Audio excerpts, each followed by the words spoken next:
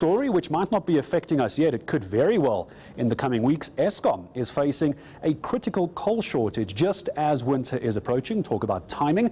The DA is now demanding answers from the power utility. Well, let's find out what is happening with the power utility.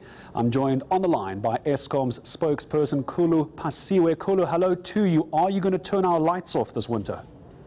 There are absolutely no plans, Gareth, to turn off the lights. We are doing everything possible to make sure that we continue the momentum that we started in 2015 of continuously keeping the lights on. What Eskom is doing at the moment, first of all, we are acknowledging that we do have low stockpiles at 7 of our 15 power stations, and what we are doing now to mitigate the risk is to divert coal from the stations that are having more than enough to these ones that are battling.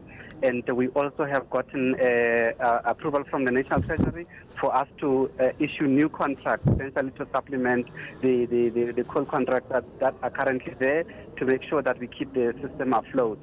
And as a backup of all of this, we are also in the process, as a backup, we have our diesel generators, so that we keep the system afloat. So far, we have absolutely nothing to worry about, but obviously the issue of coal should not be where it is at the moment, but at least there are plans afoot to make sure that we mitigate against the risk. Khulu, many people have commended you on social media and in mainstream media about the contingency plans that Eskom has now put into place, but they're calling it reactive. Some people are wondering how you had to get to this point where you have to make all this extra work for yourself. What happened? Well, in terms of the diesel generators that we have, that one has always been a part of our energy mix. Remember, we built these stations in 2012, so it was long before we have the situation. But I am with you in terms of the coal shortages and the diversions that we are doing. We shouldn't be where we are at the moment, but what we are doing while we are investigating as to how we got here, obviously we have activated the plans, emergency plans, to make sure that the diversions continue and also that the contracts are in place. And obviously in the midst of all this, we are doing internal investigations to understand from the people on the ground at those particular stations as to what is going on, what has happened, and how we can avoid a situation like this in the future. And I can safely say to you now, Gareth, that already one of the power station managers has been suspended because of this dynamic that we are talking about. Just how big an influence, Khulu, does the Gupta-owned Tegeta mine actually take out of your coal supply? It can't be that big a supply that it can put the entire operation in jeopardy, can it? No, very true, Gareth, and it's very unfortunate that some of the energy experts and other people who comment on these things have created an impression that the Guptas are the main problem or the cause of this problem.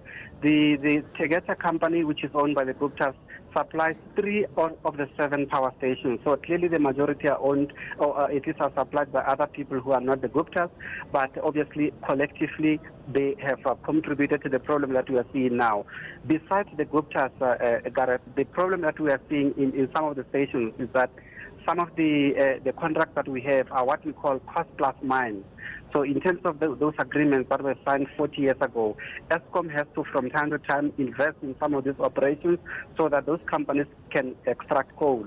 And you'll remember that 2 or 3 years ago, Eskom's management at the time was insistent that we are not in the business of investing in mines, and therefore these operators have to do what they are supposed to be doing themselves, so which is partly leading to where we are at the moment. But yes, between those companies plus the Guptas, that's the problem that we are facing at the moment. But as we say, we do have mitigating plans to make sure that we keep the system afloat without having to resort to load shedding. So you tell me there is no crisis. How many days of coal stockpiling do you have?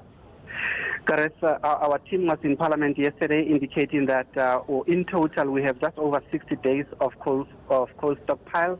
But out of the 60 days, if you take out Kusile and Medupi power station, we are left with about 34 days, which is why it's very urgent. And I suppose that's why the National Treasury has given us approval to go to the market to get the coal so that we can supplement the 34 days that we have, so that we don't have any problems, especially now that we're heading into winter. All right, Khulu, if my lights go out in the rest of South Africa, I'm calling you back in winter. Thank you very much indeed for taking time to speak to us today. The Eskom spokesperson, Khulu Phasiwe.